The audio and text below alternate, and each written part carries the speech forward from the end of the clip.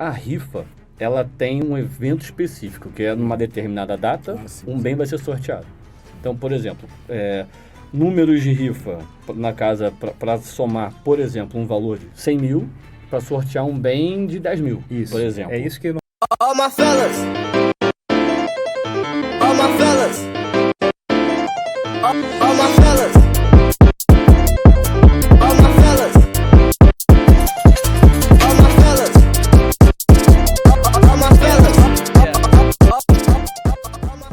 Sejam muito bem-vindos ao Evidência Cast, nosso podcast voltado para a área de ciências forenses. E hoje a gente vai falar sobre o que, Samuel? Sobre contabilidade voltada à prevenção e repressão de atos criminosos e abusivos, até nocivos.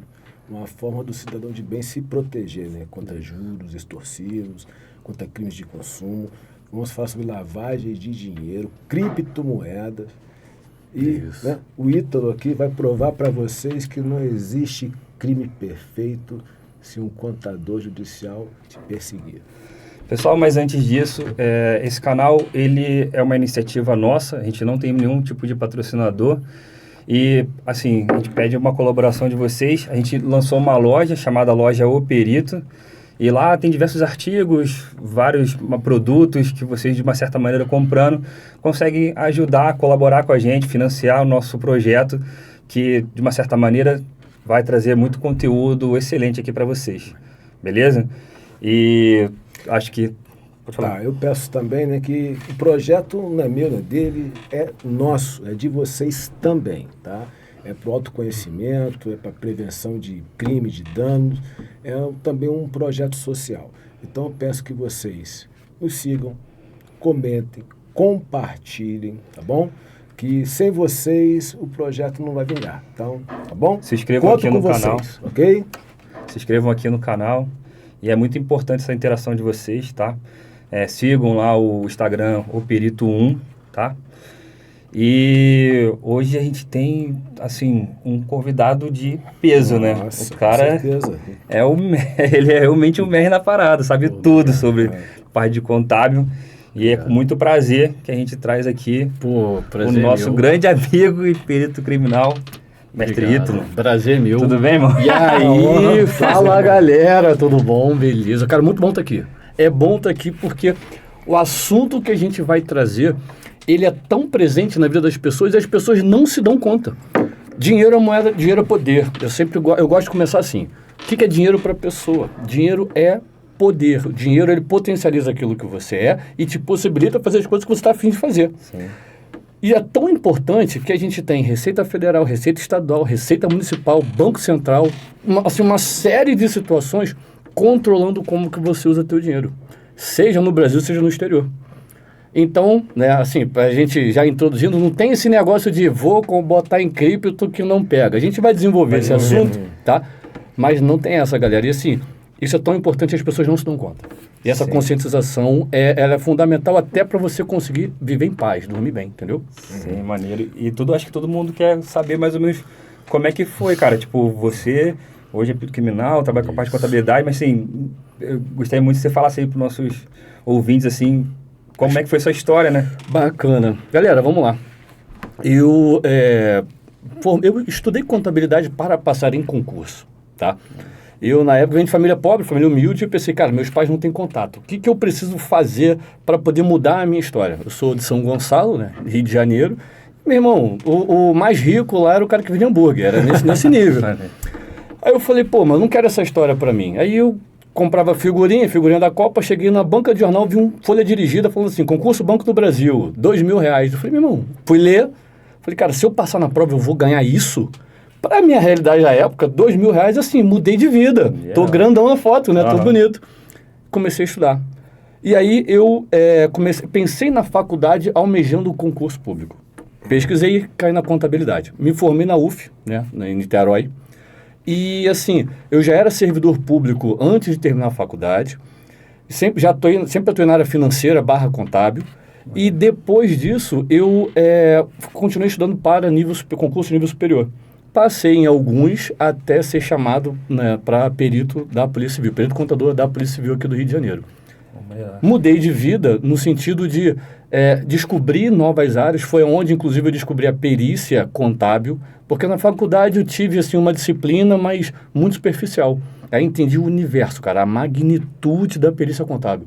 Sabe, assim, são tantas áreas que a gente pode atuar com perícia contábil, sabe? As possibilidades são tão grandes e, às vezes, na faculdade não deu tempo de ver isso tudo, né? Então, eu estudei para o concurso, fiquei, depois de formado, 1 ano, mais ou menos, até eu conseguir a aprovação, tá? E aí, de lá para cá, eu me especializei na área. Fiz pós-graduação em perícia com prática atuarial e docência. Aí veio pós-graduação em Direito do Trabalho, Processo Trabalhista, porque o primeiro grupo de perícia que eu comecei a trabalhar foi com perícia trabalhista. Que maneiro. E aí depois eu fiz pós-graduação em Controladoria, em Finanças, em Auditoria. Né? Meu mestrado foi em Gestão Internacional de Empresas, porque aí depois a vida foi seguindo e eu fui me especializando nas áreas que eu tinha necessidade. Mas assim, a perícia abriu a minha visão, entendeu? Pô, maneiro. E assim, a maioria das pessoas não tem noção que para passar no curso de perito criminal, no caso contador, né? Acho que precisa de informação específica de ser contador, né? Aqui no Rio, né? Isso. E é alguma matéria diferente? Cai direito, para você cair o direito? Isso. O concurso de perito aqui no Rio de Janeiro, ele tem por área de especialização, né? Ou seja, ele tem por áreas de conhecimento. Eu fiz especificamente para perito contador. E aí lá não tinha como, contabilidade geral e contabilidade pública, além das disciplinas gerais de direito e português, por óbvio. Então, sim, aqui no Rio de Janeiro a gente precisa ser formado, não basta nível superior em qualquer área. Aqui exige conhecimento específico. Formação específica. Isso. Né? Legal, cara. Pô, passei em 6º. Fiquei todo feliz, tá? Estudei pra caramba, não vou esquecer disso não, estudei muito, pô. Quanto tempo de estudo? Tá, excelente pergunta. Eu estudo para concurso, né? Eu brinco que eu não sou o concurseiro miojo, aquele cara que entrou, comprou um cursinho ali do plataforma A, B ou C, não, porque vendem como se fosse assim, em 6 meses você passa. Eu me planejei para passar em concurso. Então, eu venho antes de entrar na universidade, estudando para concurso de nível médio. Então, essas matérias de direito constitucional, administrativo, noções tributárias, AFO, etc., eu já estudava antes. Quando eu ingressei na faculdade, eu já comecei a estudar para concurso para nível superior. Eu me dei o tempo de faculdade para poder me preparar. E então, assim, até passar no concurso específico, que foi esse, eu estudei assim uns 5 anos, porque eu vim estudando ao longo da faculdade. Mas o bacana foi que eu não foquei especificamente para perito contador, porque eu não sabia da existência desse cargo. Eu sempre quis BNDES. Porque tinha PL, 14º, era o que era falado na universidade, eu escolhi e fiz. Não entrei por uma vírgula para o BNDES, mas 2 meses depois abri o concurso para perito, aí eu falei, não vou estudar porque eu não estava objetivando isso, eu vou fazer porque sim, porque eu sou concurseiro, sou rato de prova. Foi onde eu passei. As matérias coincidem? As matérias coincidiam, era só perícia que era cobrado, era só perícia que era cobrada a mais, eu falei, vou estudar a mais uma disciplina? Aí peguei um livro e li, assim, não foi nem aquela coisa bizarra, falei, vou ler. Graças a Deus, o conhecimento que eu trouxe me proporcionou isso. Né? Cara, e beleza, tu formou e tal, entrou como perito criminal e tal, só que, assim, a gente sabe que normalmente a gente consegue fazer outros serviços, assim, por fora e tal, né? Sim. Acho que tinha comentado também que deu aula também, né? Isso. E acho que também tem a ver muito com essa parte também de... A galera também gosta muito de saber como a gente consegue ganhar dinheiro também, ganhar uma grana com essa outra parte, né? Isso. Então, eu, após ter entrado na perícia, eu me tornei professor universitário também. Então, eu sou professor da Cândido Mendes, de uma série de disciplinas dentro do universo de contabilidade, tá? E também sou empresário na área contábil. Então, eu tenho o meu escritório de contabilidade já há quase 10 anos de escritório, mas atuei antes disso com a área financeira, então tenho assim, mais de 10 anos com experiência na área financeira, né? E sim, a perícia é muito boa porque te proporciona essas atividades extras. Então você tem ali o seu regime de trabalho e tempo suficiente para você colocar o seu trabalho pericial em dia e atuar, por exemplo, como assistente técnico, como perito judicial, né, que são semelhantes, porém não são a mesma coisa, né? O pessoal às vezes confunde, eu sou assistente técnico, eu sou perito da parte. Não, sabe? Então, tem, assim, é muito técnico, teórico, mas tem suas diferenças, inclusive de atribuições. E, cara, o nosso cargo possibilita o seguinte, a gente atuar como perito, né, para o Estado e o acesso ao tribunal, porque a gente não precisa cumprir determinados requisitos que uma pessoa que não é ocupante de um cargo efetivo precisa. Por exemplo, né, o tribunal aqui no Rio, ele pede que se tenha um curso de um mínimo de horas para você poder transitar num processo, saber fazer as suas petições de honorários, petição de entrega de laudo, etc. A gente não precisa passar por esses quesitos por força do nosso cargo, por sermos peritos oficiais. Então, assim, a perícia é fantástica para você fazer um segundo, terceiro trabalho. Trabalho, né? E, assim, a galera acho que não sabe, assim, mas o que é essa parte, assim, de... O que é um assistente técnico, o que é um policial, Legal. É louco. E assim, é um mundo novo, só que é um mundo fechado, né? Porque quem ele não quer que outras pessoas entrem, porque ele não quer aumentar a oferta de mão de obra, porque é uma excelente linha. Por exemplo, né? Para você ser um perito judicial. Um perito judicial é o cara que assiste ao juiz, é um auxiliar da justiça. Então, ou seja, ele é o cara que está ali porque o operador do direito, o juiz, ele entende de direito, mas não de finanças, não de contabilidade. Às vezes entende, mas não é a área de atuação dele. Ele precisa de alguém especialista nessa linha para poder fazer as análises que ele vai solicitar, através dos quesitos, né, que ele vai solicitar, ou ele ou o advogado das partes, e aí essa análise é feita por alguém que tem ali um currículo, notório saber, e etc. Tem uns requisitozinhos, formado, com experiência e tal. Passado com crivo, autorização do tribunal para atuar. E aí esse especialista avalia conforme aquilo que foi pedido e entrega para o juiz no sentido de auxiliá-lo à tomada de decisão. Por exemplo, excelência, verifiquei conforme foi pedido e constatei que houve juros sobre juros, que é uma situação que a gente vai falar depois. Ou então constatei que houve uma cobrança paga, ou um boleto pago em duplicidade, conforme pontos tais e tais, enfim. A gente auxilia o juiz para que ele tome a decisão dele. Mas nesse caso o juiz nomeia para essa... Nesse caso, o juiz nomeia uma pessoa especificamente para isso. Ele nomeia dentro de um cadastro que ele tem no tribunal. Então, ou seja, para você ser auxiliar da justiça, para você ser perito do juiz, você tem que preencher os requisitos e preencher um cadastro dentro do tribunal que você quer prestar o teu serviço. E aí, randomicamente, o juiz ele vai selecionar, vai escolher um dentro das especialidades necessárias para poder auxiliá-lo.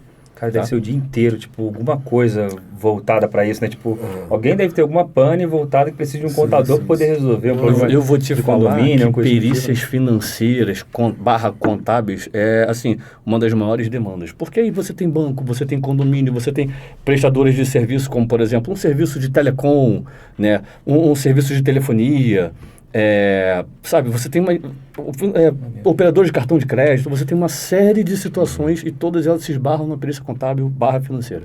Caraca, que maneiro, cara. Maneiro. Tem até uma pergunta de um seguidor nosso, né, sobre... Não, tu ia perguntar também, tipo, sobre negócio financeiro e tal, né? Não, preciso. Ia perguntar ou não? Assim, né? É até interessante, isso mudou muito. Antigamente existia todo um lobby bancário que influenciava muito, né, nas decisões judiciais. Era difícil você litigar contra um banco, né, que é o poder econômico do Brasil, do mundo. Mas isso mudou bastante.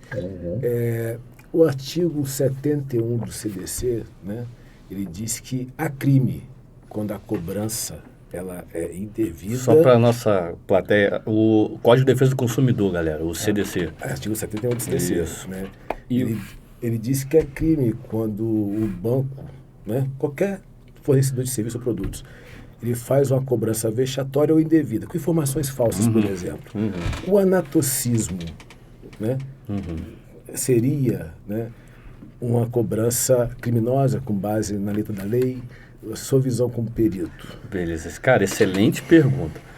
Pessoal, anatocismo é quando você tem juros cobrados sobre juros já incididos. Isso é anatocismo, tá? Quando você cobra juros sobre juros. Então, vamos lá. A lei fala de cobrança indevida, né? Então, quando você tem uma cobrança indevida, o tomador ali de decisão, que é o juiz, ele pode entender sim, tá? Que se trata de um crime, né? Porque é expresso que não deve acontecer a cobrança de juros sobre juros. Não deve acontecer, isso é vedado.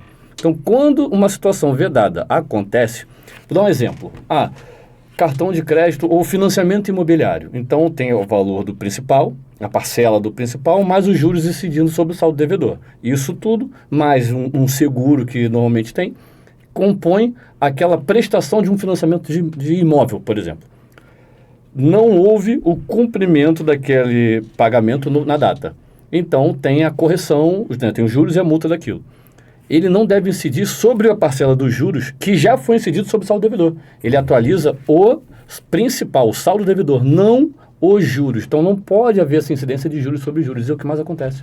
Uma das grandes discussões que a gente tem hoje na justiça é justamente esse tipo de cobrança, que é indevida porque está escrito.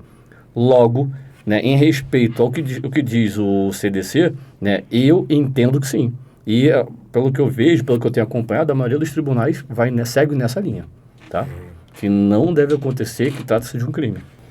E aí, gente, a gente estava falando sobre esses casos voltados para a área de perícia judicial e tal, e a gente lançou um quadro chamado Fala com o Perito. E é um jeito, na verdade, de a gente conseguir a participação de vocês com a gente, essa colaboração. E uma das perguntas dos nossos seguidores foi essa aqui. Pode ler pra gente, Samuel? Tá. O Eric Monte. Obrigado, Eric. Valeu, hein? Gostaria de saber mais sobre anatocismo e, se identificado tal prática em um contrato, o fato é tratado na esfera penal ou civil. Bem, gente, essa prática de anatocismo, que eu entendo juros sobre juros, está correto? Correto, né? Perfeito.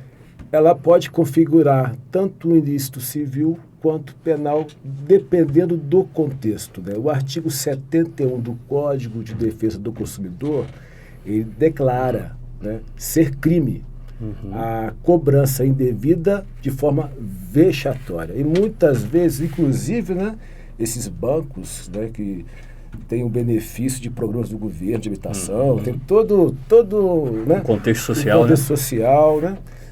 É comum o banco praticar o anatocismo, né? Eu entendo como crime. Posso comentar um caso recente? Pode. Tá?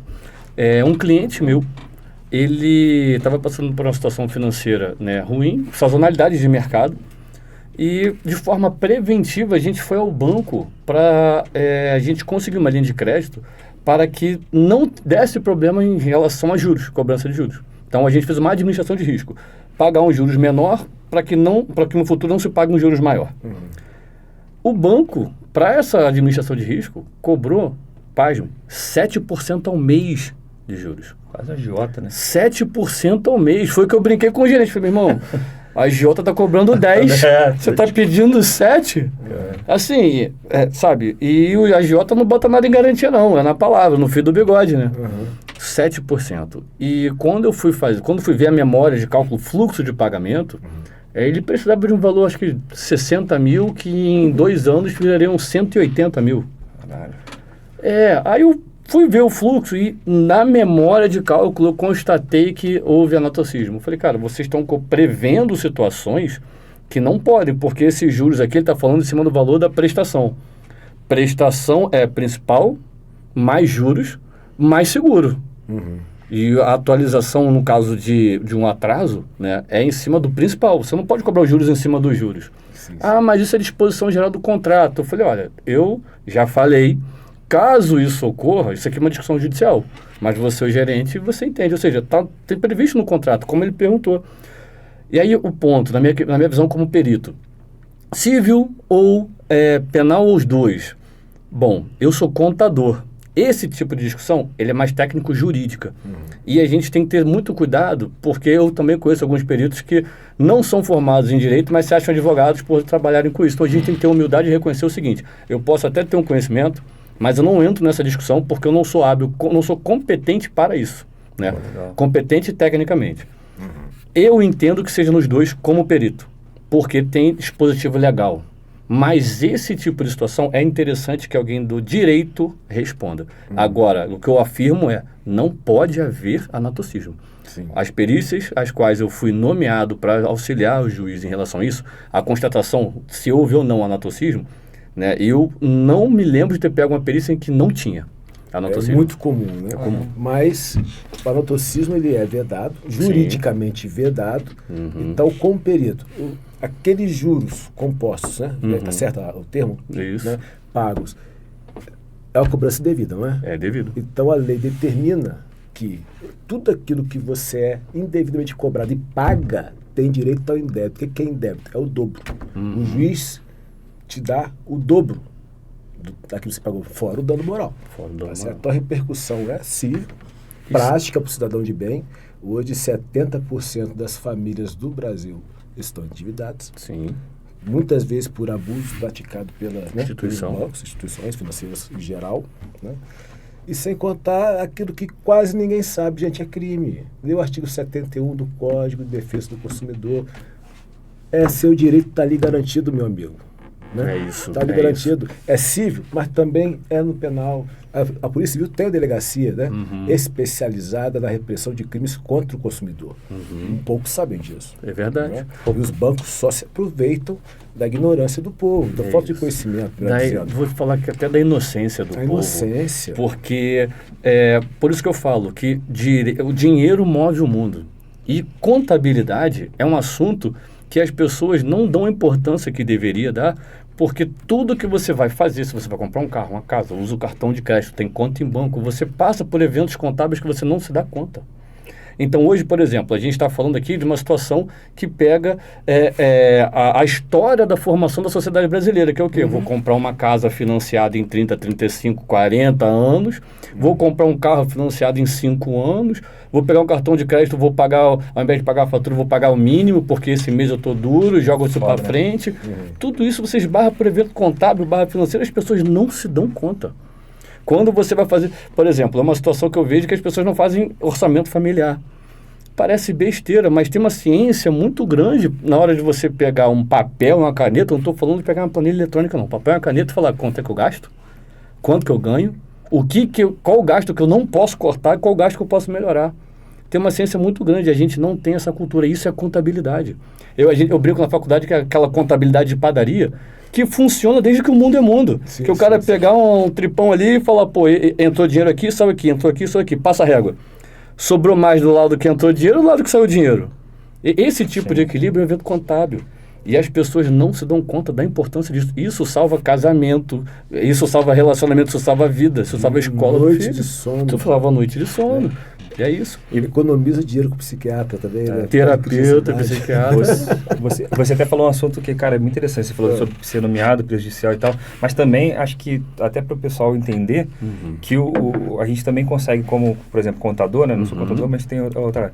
Consegue, como contador, também trabalhar como assistente técnico, né? O pessoal fica meio na dúvida como é que funciona. Isso. Eu sou formado, excelente. mas eu preciso como é que eu atuo, né? Como é que eu atuo? Precisa fazer algum concurso para isso? Isso. Eu, particularmente, prefiro ser assistente técnico a perito do juízo. Por quê? Honorários. Porque quando você é perito do juízo, a maioria das vezes o juiz fixa honorários para você. Faz essa... Te nomeia essa perícia, me diz se aceita, se você aceitar, o valor é X. E assim, a gente ajuda as pessoas, mas é interessante ser remunerado por isso. Como eu falei, o dinheiro é importante, né? Quando a gente quer ajudar alguém, quer fazer uma filantropia, a gente pega ajuda de forma anônima, como diz a Bíblia, né? O que a mão direita ajudar, a esquerda não precisa saber, e tá tudo certo. Agora a gente está falando de trabalho.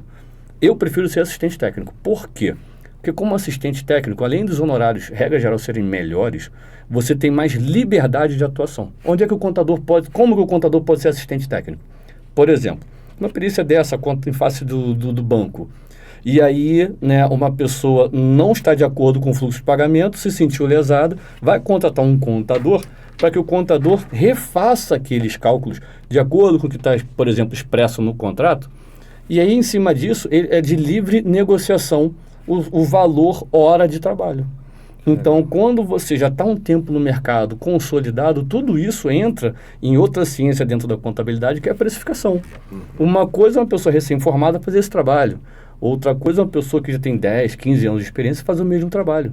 Né? Embora, quanto mais experiente, mais rápido ele consegue entregar, a hora dele, proporcionalmente falando, também vale mais. Por isso que eu prefiro ser assistente técnico. Então, como é que o assistente técnico atuaria? Né? Ele é de livre escolha pelas partes. Partes, galera, é a galera que está discutindo na justiça. Você tem o juiz, uma parte que tá reclamando de uma coisa, outra parte que está sendo reclamada por alguma coisa. Uma briga judicial. É isso. E aí, o assistente técnico, ele atende aquela demanda específica do seu cliente. O fato dele ser assistente técnico não quer dizer que ele vá manipular ou conduzir uma situação para favorecer quem o está contratando. Ele tem que, o bonito da perícia é que a gente faz as coisas pautadas na ciência e pressupõe como fundamento científico que se eu fizer o cálculo baseado naquela primazia científica, outro contador for fazer a mesma análise, como se trata de ciência, ele vai ter que chegar no mesmo resultado. Se houver manipulação, a gente está falando de falsa perícia, que é crime, que é inclusive crime e código penal tipificado, tá? Então, nesse caso, mesmo sendo assistente técnico, ou seja, mesmo sendo contratado por uma das partes, a gente aplica o método científico e a gente tem mais liberdade em relação a prazo, em relação até a ferramentas para poder executar o trabalho. Por isso que eu prefiro. Legal, cara. Eu tô lembrando aqui de um caso que um colega meu morava no condomínio e tal, e eu falava muito que o síndico tava roubando, né? E aí eles, assim, que precisavam, por exemplo, de um contador, né? Nesse caso seria um assistente técnico que eles iam contratar, né? Para poder resolver o problema ali, né? Isso. Porque como é que o contador consegue, né? Por exemplo, num condomínio, ele tem que pegar tudo que é gasto. Como é que funciona esse negócio? Cara, quando a gente fala, até já aproveitando essa sua pergunta, para a gente falar um gancho em relação a como é que, se existe hoje alguma coisa encoberta que não possa vir a ser descoberta. E é bacana. Pessoal, respondendo a sua pergunta, quando você tem movimentação financeira que transacionou via alguma plataforma de pagamento, algum gateway de pagamento, alguma instituição, não importa qual, gera lastro, ou seja, tem ali o vestígio dessa movimentação. Então, numa perícia dessa de condomínio, né, sendo uma perícia puramente financeira, ou seja, se entrou recurso oriundo das contribuições dos condôminos, entretanto, saiu recurso de forma não prevista ou não acordada numa assembleia, isso vai estar previsto no extrato. Não tem como fugir disso. E aí, como que se dá uma perícia dessa? Né? Intima-se ao condomínio para apresentar os extratos e as prestações de contas e os comprovantes de pagamento. Então, por exemplo, deixa eu verificar no mês X. Olha, foi de recebimento através de cobranças condominiais, foram 10 mil. De pagamentos, 25 mil, sendo que das despesas ordinárias do condomínio, aquelas que acontecem repetidamente, tem 2 mil, era para sobrar 8. O que aconteceu com o resto? Por quê? Quem é esse PIX para fulano, Beltrano, empresa A, empresa B? Por quê? Onde é que está essa prestação de contas? Foi um evento superveniente, um caso de falta de água por manutenção na rede de distribuição, tive que comprar caminhão-pipa. Vai estar previsto e vai ser atestado lá pelo Conselho Fiscal. Agora, sem justificativa, aí o síndico tem que se explicar. Foram tomadas tais medidas, beleza, vamos verificar. Então, se por exemplo, essa nota fiscal, esse recibo, ele é válido, porque acontece emissão de nota de serviço não prestado. Por exemplo, foi feita a reforma da fachada do condomínio. Aí você chega lá, não tem reforma. Aí o cara passou uma demão de tinta e cobrou 5 vezes o preço de mercado. Acontece muito. Muito, eu já fiz várias experiências assim, em shopping, inclusive. Foi um caso onde eu participei, o shopping, eu era contador do shopping e o síndico da época, ele contratava a empresa de engenharia para poder fazer a manutenção, só que não tinha feito material. Onde é que está a manutenção? Onde é que está um andaime? Onde é que está um pedreiro? Não tinha. Só no papel. Só no papel, entendeu? Assim, a tecnologia e a engenhosidade humana para o mal evolui... Mais rápido do que para o bem, né? Exatamente, né? Antigamente se dizia que o futuro da lavagem de dinheiro seria a criptomoeda, né? O seu trabalho como perito consegue, né? É um dos poucos, né? Consegue identificar o autor do crime, rastreando capitais. Tem aquela fase da lavagem, né? A pessoa oculta já configurou o crime com a intenção de fazer circular aquele dinheiro ilícito. Aí cria mecanismos, a gente faz lavagem porque a primeira coisa que se usou foi uma loja onde se lavavam roupas, né? Porque não tinha controle, né? Uma lavanderia, por isso lavagem de capitais. Isso foi cada vez mais se modernizando. Hoje, é possível, cara, eu vou usar cripto, eu vou fazer transações internacionais, vou passar Pix de um para o outro, até assumir, consegue fazer desaparecer o dinheiro capital Cara, ou não? a sua pergunta, assim, eu chego a ficar emocionado com a pergunta dessa, porque, por exemplo, todo cliente novo que chega lá no escritório, eu dou essa aula para ele. Por quê? Porque no Brasil, né, é uma situação cultural não se declarar tudo aquilo que se ganha. E aí, tem duas falácias que circularam muito forte. Primeira, criptomoeda. O que eu tiver em cripto, a Receita não pega. Segundo, receber Pix. Então, se eu receber em Pix, Receita não pega. São duas grandes mentiras. Posso colocar só uma coisinha? Claro. E tem aquela lenda também. Não, existe isso. Tem um limite, não vou falar qual é o limite, né? Existe um teto. Você fez uma transação, né, financeira, movimentou o banco, né? Acima desse limite, que a gente fala que é o radar, o banco tem a obrigação de informar ao CPF. Banco Central, né? Aí vai ser o CPF lá, a cópia da transação, tudo lá documentado. Na verdade, fica à disposição do Banco Central. Não é enviado, fica à disposição. Aí as pessoas chegam e falam, pô, como é que eu faço? Né? Bota R$1, R$1 para baixo da transação. Já se mostra aí a má fé. A pergunta já é uma pergunta capciosa.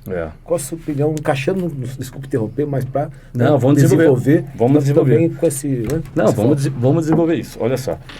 De novo, essa pergunta que vocês estão me fazendo é uma pergunta onde 100% dos brasileiros convivem e praticam isso. Quando falo praticam, eles praticam a movimentação financeira.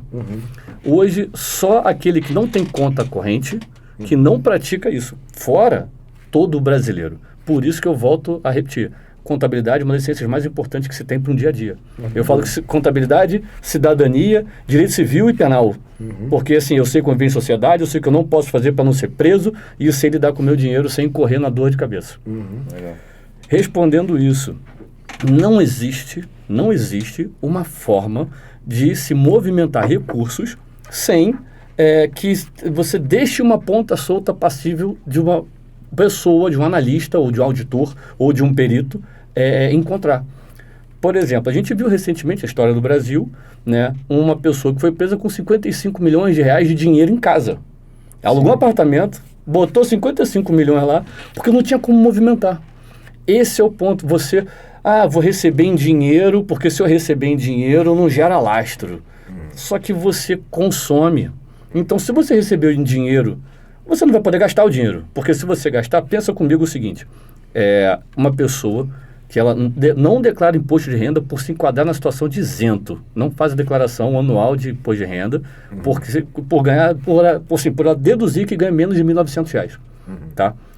Essa mesma pessoa recebe por fora, por exemplo, recursos, e aí com isso ela tem cartão de crédito com limite de 10 mil, pagando 5, 10 mil de fatura. Mora num lugar cujo aluguel 3, 4 mil reais por mês, com mais 1.000 de condomínio. Tem uma prestação de um carro de mais 1.500, 2 mil reais de prestação de carro. E aí você tem luz, telefone, gás, contas de sobrevivência, né? Comida, colégio de filho, etc. Você tem uma série de eventos que quando você vai ver, é um padrão de uma pessoa que ganharia em média 20 mil reais por mês. Mas não declara imposto de renda, por quê? Porque eu não tenho fonte pagadora ou não presto serviço para pessoa física, então não preciso declarar. Por quê? Recebe em Pix, mas não declara. Presta serviço, mas não emite nota. Esse contexto, ela está fadada a cair. Já vi clientes no seguinte, não, me paga em cripto, fica na minha corretora fora do Brasil, na corretora que eu opero, fora do Brasil, e aí quando eu precisar fazer alguma coisa para alguém, ou eu transfiro cripto direto para a conta da pessoa, ou então eu trago para a minha conta, para a conta da minha mãe, para a conta do meu irmão, da minha mulher, e vou e transaciono de alguma forma. Você está enrolando a pessoa que está te vendendo, você está enrolando, vou chamar de laranja, tá? A pessoa para quem você está investindo, está dedicando o recurso, e você está se enrolando, porque no final das contas o bem é seu. Na contabilidade a gente tem uma coisa chamada primazia da essência sobre a forma. Ou seja, a essência da transação sobre os seus aspectos formais. O que é isso? Isso é o seguinte, eu até fiz uma perícia nessa área, que é o seguinte, você não tem, a pessoa fala, tô seguro, cara, tem nada no meu nome, não tenho casa, não tenho carro, não tem nada no meu nome, não tem nenhum cartão de crédito, beleza. Em geral pensa assim, né? Só que tu mora numa casa de 2 milhões, você dirige um carro de 300 mil, e aí quando o perito chega no vizinho e fala, pô, amigão, eu tô procurando aqui seu fulano de tal, seu Ítalo, é dono dessa casa aqui, mora aqui. E aí não está em seu nome, ou seja, a forma, né, não, diz que não é teu. Só que o seu Ítalo mora aqui há 5 anos. Aí você faz a manutenção na casa, você custeia IPTU, luz, condomínio, manutenção, reforma, etc. A justiça entende, e eu vi um caso desse, eu trabalhei no caso desse, e a justiça entendeu o seguinte, era dele. O que ele usou foi de outra pessoa para poder mascarar uma situação de patrimônio. Sim, no mínimo, sonegação fiscal. Não, no mínimo. Esse é o mínimo. E tem um princípio de direito, né, que a Fazenda adora, né? Money no wallet. Dinheiro não tem cheiro. Não interessa se é do tráfico, que é tributável. É isso. Renda e provento de qualquer natureza. Hoje é renda. E outro detalhe também da lavagem de dinheiro. Para que ocorra a lavagem, não basta o cara ter 5 milhões escondido em casa. Aquele dinheiro tem que ter, ainda que indiretamente, uma fonte ilícita. Seja o que for, uma pirataria, uma transação duvidosa, basta o cheiro daquilo, na verdade, é um indício, né? Exatamente. Basta o cheiro. Pô, mas isso, eu até fico na dúvida, assim, até como cidadão e tal, como é que faz, então, por exemplo, traficante ganha dinheiro, o cara vende lá a droga e tal, e fica com esse dinheiro. Como é que ele consegue, às vezes, se ele botar ou não aparece para ninguém, como é que faz isso? É fácil pegá-lo, né? Isso. Aí a gente tá falando, o dinheiro. a gente está falando de um mundo paralelo. Paralelo, de um estado paralelo, que seria o seguinte, né? Tudo que o cara faz, ele transaciona um dinheiro, tem nada no nome dele, tá tudo em nome de terceiros. Mas é ele isso consegue que chegar nessas pessoas, por exemplo, né? Que são o vulgo laranja. Mas o laranja, veja bem, existe um crime, né? Até o artigo 35 da lei de drogas, né? Associação para o tráfico. Isso. Se eu pego o seu dinheirinho lá, né, da sua maconha, do seu pozinho, e eu guardo, eu estou te beneficiando, estou associado a você. Né? Então, a pessoa que lava dinheiro do tráfico, na minha opinião... Depende da quantidade de gente, ainda entra na formação de quadrilha, associação criminosa. Responde também para associação ao tráfico, além do lavagem de dinheiro. Isso. Né? Considerando também pelo 288, né? Juntou, eu sempre falo, né? 288 é o quê? Do Código Penal. Associação criminosa genérica. Ah, tem a entendi. do tráfico e tem a genérica, né? Uma não se confunde com a outra, senão tem bis in idem, que diz, né? Que é ser punido pela mesma coisa. A mesma coisa é punido 2 vezes. Não pode. Ou é um ou é outro. Se for tráfico, lei de drogas. Né? Então, quando o cara pega aquele dinheiro do tráfico, ele oculta, já é lavagem. Né? Se ele colocar para circular o dinheiro, também é lavagem. Mas as pessoas que se envolvem, né, nessa fase também respondem por lavagem. Isso. Né? Quadrilhas, lavagem. Exatamente. E uma coisa interessante, hoje em dia é uma tendência internacional você punir o financiador do crime, terrorismo, financiador do tráfico. Né? É um crime gravíssimo. A lei quer punir aquele que financia. E o seu trabalho leva até essa pessoa, aquele cara por trás, né? Leva, porque, como eu disse, recebi em dinheiro, você vai dar um destino. E esse dinheiro tem uma origem. Então, a não ser que você receba espécie e não utilize, você movimentou de qualquer forma. Quando eu falo movimentar de qualquer forma, às vezes você paga, mas você está curtindo um padrão que a sua renda não te permite. Isso já é suficiente. Por exemplo, a Receita Federal, eu tenho um grande amigo na Receita Federal, e assim, a gente conversa muito sobre essas operações de fiscalização, a gente vê isso na polícia também, que é o seguinte, às vezes a pessoa declara uma renda mínima, e aí você olha para a rede social dela, ela está fritando a aeronave, está indo para o exterior alugando carro esportivo, de luxo, e aí e isso tudo para a Receita, isso é prova. Né? A Receita considera, printa, documenta e fala, olha, curtiu isso, deu saída do país aqui, comprou essa passagem aqui, você fez esse detalhe aqui, você curtiu essas coisas aqui na sua viagem exterior, porque você que disse. Você falou aqui, estou aqui em tal lugar. O pessoal olha Instagram, as coisas tudo. Tem inteligência, é que tá, cara, tem inteligência para isso. Artificial, legal. É artificial, para isso. Assim, hoje, uma das áreas mais tecnológicas do governo é a parte de combate a crime, lavagem de dinheiro e sonegação, a crime fiscal, lavagem de dinheiro e sonegação. Por quê? Né, o serviço público, no caso da Receita Federal, serviço público federal, né, você tem ali o seu efetivo, Só que veio da gestão do governo anterior a ideia de se paramentar com tecnologia visando a eficiência dos processos, e o negócio deu certo, funcionou. Os fiscais todos fizeram pós-graduação em gestão de recursos, gestão de negócios, né, em tecnologia, né, e isso já está sendo implementado. Então, hoje, o cruzamento da informação ele é extremamente eficiente para fins fiscais. Então, por exemplo, você não declara nada, mas eu tenho um cartão de crédito aqui, porque eu quero um cartão black, que é maneiro, você tá na mesa com os amigos, tu puxa um cartãozão preto, tu mostra o black limite, 10 conto, 15 conto, que seja. Bota assim um limite baixo, 10 mil, 15 mil de cartão. Só que o cara não tem renda, irmão. E aí, o banco, ele tem uma instituição financeira, tem uma demonstração contábil chamada Decred, que eu tenho que informar o seguinte, ó, esse cara pagou tanto, gastou tanto no cartão. Pronto. E aí começa, pô, mas se ele gastou isso com cartão, como que ele paga isso se ele está sendo subsidiado por alguém? Pode acontecer, é um filho, é uma esposa, algum dependente. Deixa eu puxar o CPF dele, a inteligência artificial faz, deixa eu puxar o CPF dele para ver se ele é dependente. Não é. Se ele recebeu doação, não foi. Se ele pegou empréstimo, não pegou. Cara, não tem nenhuma origem de dinheiro para esse cara custear isso. O que acontece? A Receita Federal já pega este CPF e já coloca o seguinte, olha, movimentação aqui é suspeita. Notifica o cara no ECAC, que é na plataforma da Receita. Depois disso, notificou, deu prazo, não apresentou as documentações, Procuradoria-Geral da Fazenda Nacional, PGFN, dívida ativa. Porque ela vai entender que teve um ganho proporcional, vai entender ali que teve um imposto para ser pago que você não pagou, você também não se defendeu, e ela vai te notificar, vai botar seu CPF em dívida ativa. E se ela entender que houve uma prática criminosa, a própria PGFN, ela já comunica direto ao Ministério Público Federal para que ele apure se houve ou não prática de crime. E às vezes a pessoa não sabe. Está acontecendo, está gastando, estou vivendo. Porque isso não acontece assim em 2 minutos. Fiz hoje, amanhã tá. Não, isso vem acontecendo. A Receita Federal tem 5 anos pela Constituição para apurar qualquer tipo de situação tributária. Entendi. Regra geral. E aí, né, a gente está gastando hoje, achando que não está fazendo nada, quando daqui 3, 4 anos, então, eventos de 3, 4 anos atrás, começa a vir a cartinha hoje. Tem uma notificação aqui, compareça na delegacia da Receita Federal, então abre um processo eletrônico para você poder justificar isso aqui, porque está estranho. Eu acho engraçado, né? Tem gente que contrata, por exemplo, né?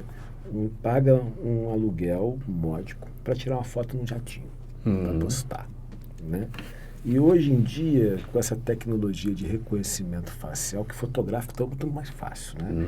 Fazer o cruzamento de informações, você está com fulano, puxa o fulano aqui, faz o link, é igual o rastreio de capitais, né? Vai rastreando perfis e eventos e locais. Hoje em dia, cara, não existe privacidade. Então, e aí se a pessoa alugou um jato para bater foto, na ponta, a locadora emitiu uma nota fiscal para o teu CPF, por exemplo. Gerou ali, ó, uma origem do recurso. Então, numa situação de questionamento, não, eu tô aqui com a nota fiscal. Agora, pensa o seguinte, pô, como é que você pagou isso e você não tem renda? Cara, como é que você tem essa... eu peguei agora, estou resolvendo esse caso, inclusive, uma pessoa, ele presta serviço de arquitetura e etc., mas nunca emitiu nota fiscal. O que aconteceu? Fez a declaração do imposto de renda dele, botou muita despesa no livro caixa dele, né, no Carnê-Leão, e pouca receita. Nada receita, né? Não, o questionamento da Receita foi, olha, tá estranho, retifica a sua declaração, ou então me mostre esses comprovantes de despesa aí, para eu entender quais são das despesas. Primeiro, ela bateu nas despesas. Ela nem chegou a bater, num primeiro momento, no ganho. No ganho. Porque se você mostrar despesa que, assim, não seja admissível para fins de escrituração no Carnê-Leão, ela já vai excluir, ela fala, olha, retifica, faz, paga ou não paga. Depois, do segundo momento, eu tenho certeza, o segundo momento vai ser, pô, legal. Agora, deixa eu ver seus extratos, porque essa movimentação está esquisita. O cara declarou, por exemplo, valores fictícios, 2 mil por mês de ganho com a atividade e 10 mil por mês de despesa. Aí a Receita falou, poxa, as despesas não são condizentes com o exercício da atividade. Em outras palavras, não faz sentido você ficar por um ano pagando 8 mil por mês e ganhando 2. Não tem lógica, né? Não faz sentido, cara, não tem lógica isso. E isso não foi uma pessoa, tá? Foi um algoritmo que fez esse cruzamento. Tudo isso na Receita, né? Cara, vocês estavam falando um negócio de rede social, uma parada que eu tenho visto muito no Instagram também. O pessoal anunciando um carro, e aí dá rifa e tal. Isso aí, o pessoal tava falando muito que isso aí, o pessoal lava dinheiro de alguma... Isso é verdade? É possível, assim, tal? Cara, assim, da rifa? associar rifa à lavagem de dinheiro é temerário. Por quê? Porque a gente precisa de elemento. Mas o que eu digo é o seguinte, a rifa, ela está na lei de contravenções. Me corrija se eu estiver errado. Salvo engano, artigo 50, salvo engano. Na lei de contravenções penais. Qual que é o ponto? A rifa, você pode rifar, desde que não tenha dinheiro, desde que você... Ou seja, sorteio, você pode fazer. Agora, cobrar pelo número da rifa, você não pode, que é contravenção. Seria uma ação entre amigos seria lícito. Uma ação entre amigos, sim. Seria lícito. Mas você vender em larga escala... O pessoal vende, Não faz deixa, de muito ser, vender. não deixa de ser, me corrija se estiver falando bobagem, uma micro pirâmide, né? Assim, a pirâmide, ela tem um efeito de não se sustentar no longo prazo. A rifa, ela tem um evento específico, que é numa determinada data, sim, bem vai ser sorteado. Então, por exemplo, números de rifa na casa para somar, por exemplo, um valor de 100 mil, para sortear um bem de 10 mil, Isso. por exemplo. É isso que normalmente a gente vê. Isso. Isso é possível? Isso, é porque a pirâmide, ela só se sustenta, tipo o INSS, ela só se sustenta com a entrada de novos. Se você não tiver entrada de novos, o sistema não se sustenta. Ou ele vai ter que ser reformado, ou ele simplesmente vai parar de pagar. Isso é uma pirâmide. Então, no detalhe da rifa, não pode ser feita, porque tem lei dizendo que não pode, pô. Sério, cara? Mas é uma porrada pô. de gente bota no Instagram lá, pô, estão lançando Mas aí, aqui a moto, não sei o mas que aí e tal. você tem que, de novo, primazia da essência sobre a forma. Você tem que olhar a estrutura disso, porque às vezes a pessoa que está falando, ela não tem o conhecimento de entender que aquilo ali não se trata de uma rifa, por exemplo. Né? Eu já vi gente vendendo título de capitalização. Então, ela fala, vou fazer um sorteio, o número é 50 centavos, 10 centavos, mas, na verdade, ela está vendendo, às vezes, um título capitalizado para a pessoa, com inscrição na SUSEP e tudo. Isso, acho que eu vejo às vezes uma coisa porque disso. a maioria das rifas que eu vejo, né, às vezes tem até um fim filantrópico para ajudar alguém, Sim. tal, maioria. Isso não é crime. Exato. Crime é se explorar. Exato, aquilo, porque né, aí não houve a financeiramente. exploração financeira e econômica. O dinheiro arrecadado tem um destino social. E assim, destino social para terceiros, né? Ou ajudar alguém que está em estado de necessidade, Sim. flagrante estado de necessidade, né? Um fim social para mim. Vamos fazer um fim social para mim mesmo. Aí não, né? Mas, então, esses contextos, essas variáveis têm que ser analisadas. O fato é, ipsis literis, vamos vender uma rifa, larga escala? Não Isso. pode. É o que o pessoal faz, Não bota pode. 10 centavos, mais de não 100 mil pode. rifas Já e mascarou a tal. operação, já é outra operação, não é uma Isso, rifa, né? não pode. Mas mesmo, acho que às vezes eu vejo um cadastro assim, cadastro da caixa, alguma coisa assim, o pessoal bota um negocinho ali embaixo, assim, um negócio de caixa. Então seria venda de título, na verdade, que eles fazem. Então, E não eu valor já em vi si. vários vendendo título de capitalização, né? Então, com inscrição na SUSEP, inclusive. Só que aí, título de capitalização tem a natureza de um sorteio. Ele tem ali, esporadicamente, sorteio de alguma coisa, enquanto você tiver aquele título. Entende? Entendi. Então, por isso, assim, tem que se analisar. A rifa, por si só, não pode. Mas tem que só verificar que, às vezes, as pessoas falam que é rifa, porque, como eu disse, esse conhecimento financeiro, contábil, jurídico, o cidadão, eu falo o cidadão, em sua ampla maioria, não tem. Até porque Não tem. muitos crimes, se a lei não disser que existe a forma culposa, que é aquela que você faz sem querer, né? Mas foi culpado porque deixou de observar um dever de cuidado, né, exigível, digamos assim. Então, tem crimes que a gente, crimes se dizem dolosos. Existe aquela intenção direcionada àquele resultado. Se o cara não tiver intenção, fez uma coisa entre amigos, né, desconhece às vezes, não é que desconhece a lei. Não teve o dolo realmente, entendeu? Não teve a intenção, né? Como numa rifa culposa, seria uma ação entre amigos. Isso, Bem diferente, é o caso concreto. É um caso né? concreto, Caso isso, concreto. e é uma situação que essa não configura. Mas, de novo, aquela veiculação entre, pessoal, vou sortear uma Land Rover. Isso.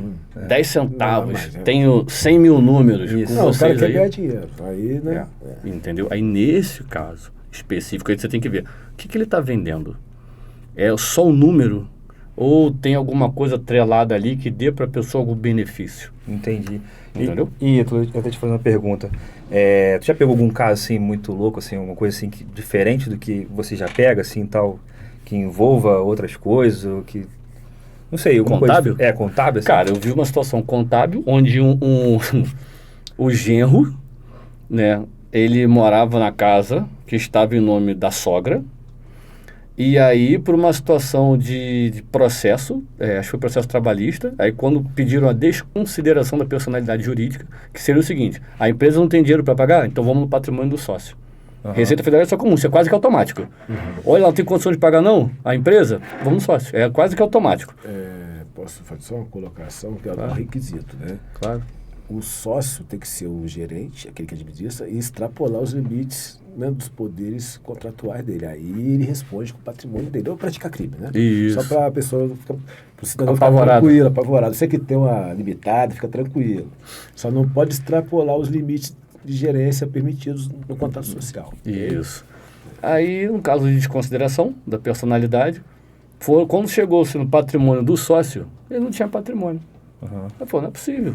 Aí o que aconteceu? Se juntaram, pediram uma perícia, porque falou, não, ele anda de carro portado, mora em área nobre, como é que não tem patrimônio? Não, aí houve uma investigação para se levantar aí a primazia da essência sobre a forma. A casa estava em nome da sogra. E aí? A sogra perdeu a casa, porque a justiça entendeu que a casa é dele, que a sogra era, vou chamar de laranja, que a casa estava em nome da sogra, mas ele administrava, morava lá há anos, sozinho, não pagava aluguel, não tinha um caráter ali locatício, ele não pagava aluguel, e todos os vizinhos conheciam o cara como o dono da casa. Pronto, falou, não, a casa é tua, pô, só tá em nome dela, mas a casa é sua. Eu achei isso muito louco, foi da sogra, o cara botou o nome da sogra, o cara, meu irmão, perdeu, Playboy, perdeu. Caramba. Porque não adianta, aquilo que a gente falou lá no início, quando vocês me perguntaram, não tem como você desviar dinheiro hoje em dia, não dá. Você, vou receber em cripto, vou botar em nome de laranja, tem nada em meu nome, isso não quer dizer nada. Porque se cair na mão de uma pessoa ali com a missão de se averiguar, de se levantar, ela vai achar. Porque eu já vi casos onde as pessoas transacionavam em pedras preciosas. Né? A pessoa não tinha nada no nome dele, mas tinha tonéis de esmeralda. Beleza, legal. Porque você pega uma pedrinha desse tamanho de esmeralda, tem $1 milhão. Beleza, cara, lindo. Só que como é que você gasta? Eu não tenho nada em meu nome, mas eu vou comprar uma casa. Vou para tal lugar, comprei um carro. Ou, tem gente não que quebra pedrinha? Tem gente que bota... Não, aí você estraga o patrimônio. Mas sabe, você transaciona assim, mas aí, vamos lá, você vai botar isso no nome de quem? Nome da mãe? Só que chega uma hora que acaba. Porque do mesmo jeito que você não tem lastro para ter o seu nome, a outra pessoa também não. E aí você não se prejudica, mas prejudica outro. Só que você prejudica outro também, porque se esse outro for um parente, um amigo, ou uma situação onde você utilize, dependendo da quantidade de pessoas, aí você tem associação criminosa. E vai embora. Aí já sabe prisão preventiva, né? Exato. Fácil. Exato. Né? Que é aquela prisão cautelar, não é pena. Não se confunde com pena. É aquela prisão para favorecer a investigação, o processo. Isso, para você não fugir. Eu não quero que você fuja, não. Você pode sumir. Você está com dinheiro, eu quero que você fuja, não. Fica agarrado aqui. Quando a gente acabar de investigar, aí se você for declarado inocente, beleza, a gente solta. Se for culpado, esse tempo que você teve até aqui conta para o cumprimento da pena. Mas tá de boa. Então, assim, não existe como. Porque é a situação seguinte, recebi em ouro, peguei aqui 2 quilos de ouro, legal. Só que você não pode usar. Aí que vantagem que você tem? E, de novo, não tem como. Porque se você não tem lastro, a contabilidade, ela trabalha com origem de recurso e a aplicação do recurso. É de onde o dinheiro vem, para onde o dinheiro vai. Se você só tem dinheiro que vem e você não tem gasto com esse dinheiro, você tem que ter uma reserva. Agora, se só tem gasto com dinheiro e esse dinheiro não veio de lugar nenhum, é porque ele veio possivelmente de uma fonte ilícita ou uma fonte não declarada. Pega dos dois jeitos, pô. Vou colocar uma curiosidade. Lembra do assalto ao Banco Central? Que não foi nem assalto, vou corrigir, foi um furto qualificado de associação criminosa, vamos lá, né? Tecnicamente falando. Né? Eles foram, né, com dinheiro numa concessionária, compraram um monte de carro, Hilux, né, carro de 150 mil, 200 mil. Dinheiro. Em dinheiro. Aí eu te pergunto, óbvio que é uma burrice tremenda, né? Delírio de grandeza. Aqueles que venderam, né, em tese, não praticaram nenhum ilícito, porque ele permite, ele diz que é o tal do risco permitido. Tá vendendo? Vou perguntar de onde moeda corrente. Moeda corrente tem que aceitar. Mas isso é uma teoria do direito americano que foi aplicada aqui, que é a teoria, não vou falar em inglês, vou falar em português, né? As instruções do avestruz. O avestruz é assim, enfia a cara na terra, assim, tapa e esquenta a cabeça, acha que está escondido. foram punidos, meu amigo. Eles foram punidos. A concessionária, quem vendeu o carro? Os que venderam o carro foram punidos. Doideira, né? Essa eu não Os sabia. Eu detalhes. sabia do caso, mas não sabia que eles haviam sido punidos. Vou até corrigir, eu não sei se chegou a ocorrer a condenação, mas isso foi suficiente para que fosse processado. Não acompanhei o processo, né? Entendi. Mas eu acredito que Possa ter. possa ter ocorrido sim uma punição. Vou corrigir aqui, tá? Desculpa.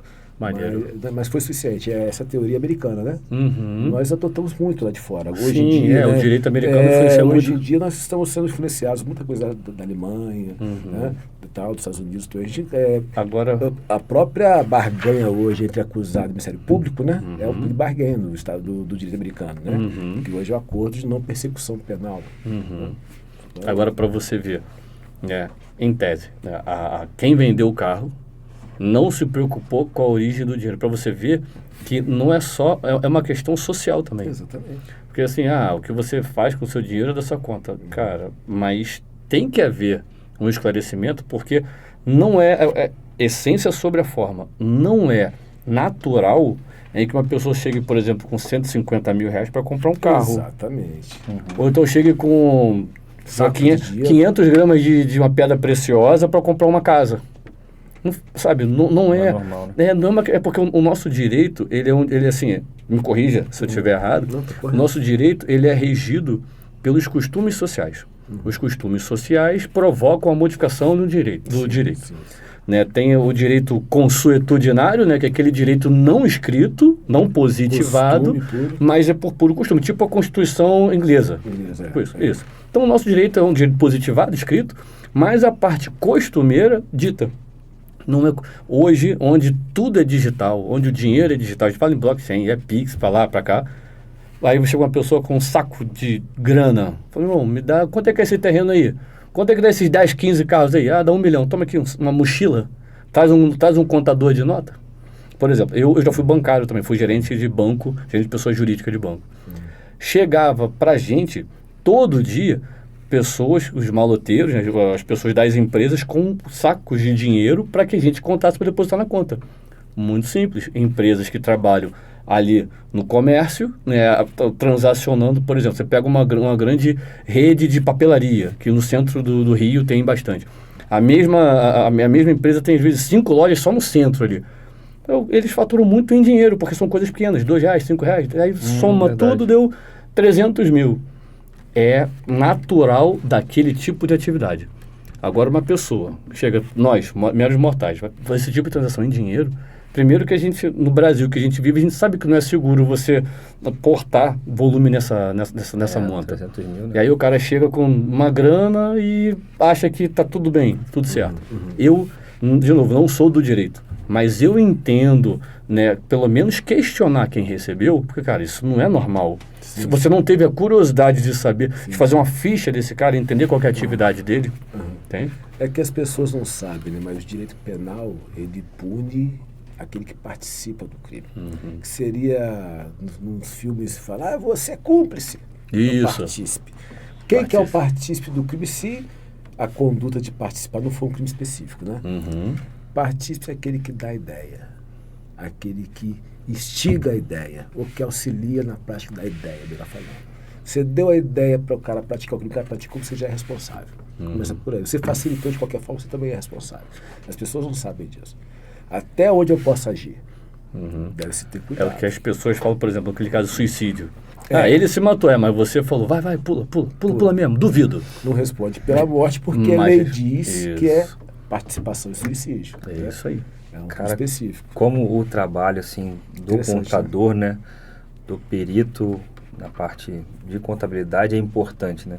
Quando a gente fala de dinheiro, a gente fala sobre poder, a gente fala sobre tudo que envolve saúde, tudo que envolve a nossa sociedade. E hoje, assim, para mim, de verdade, foi uma aula assim que, Não, que pô, o Ítalo deu obrigado aqui e pelo tal. conhecimento, prazer. E foi um excelente Sério, conhecimento. Pô, Ítalo, obrigado pela moral que você deu, porque a gente aprendeu muito aqui sobre contabilidade e como a gente utiliza isso no nosso dia a dia. E, assim, eu espero que vocês tenham gostado desse conteúdo, feito com muito carinho aí para É vocês. isso aí, galera. Deixa o like. Sim, Se inscreve. like, compartilha. Compartilha, pô. Porque Só isso é bom, isso é de apoio. conhecimento público. Isso é questão para ajudar a sociedade como um todo. Eu brinco. Contabilidade finanças, direito tinham que ser ensinados na escola. Sim. Porque se tivesse ensinado tudo isso na escola, acho que a sociedade seria diferente hoje. Sabendo os nossos limites de atuação, nossos direitos e como gerir nossos recursos. Isso tem que ser assim, desde o primário. São áreas que se complementam, né? Exato. Para viver bem, né? Então eu vou te pedir, para dar um toque no pai de família, na mãe de família, naquele cara do bem, que quer se proteger, até para não cometer um deslize, e para não ser também, né, lesionado. Seja por banco, seja por outra pessoa, seja por vigaristas, golpe de Pix, o que for. Boa. Dá um toquezinho para isso. O que eu digo para vocês, tá, com todo o carinho do mundo, todo o carinho de um profissional, o carinho de um pai, é o seguinte: primeiro vocês têm que ter um senso crítico aguçado. Porque hoje o nosso modelo de tributação, ele é agressivo. Então hoje a gente tributa consumo, a gente tributa renda, a gente tributa patrimônio. Não tem para onde escapar. Então não existe caminho fácil, né? É o famoso dar a César o que é de César. Então a gente tem que ter ali a humildade de entender que nem tudo que a gente ganha vai ficar com a gente. O imposto tem que ser pago. E se você tem dúvida em relação a qualquer coisa, procure um contador mais próximo ou um advogado mais próximo. Por quê? Dentro do direito tributário e dentro da contabilidade tributária, a gente tem uma situação chamada de elisão fiscal, que é o seguinte: dentro daquilo que está escrito, tem gente que por não saber vai pagar 30% de imposto. Tem gente que por saber vai pagar 5%. O detalhe está onde? Na própria lei. Então, está com dúvida, vai receber um dinheiro, vendi um imóvel, o que eu faço? Comprei uma casa por 200 mil, estou vendendo por 300 mil, me dei bem, ganhei 100. Não, tem um imposto ali.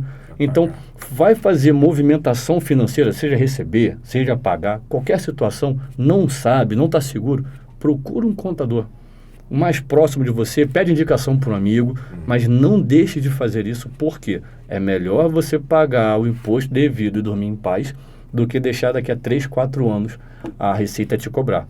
A Receita pode te multar de 75% até 225% do valor do imposto não pago. Então, não brinca com isso.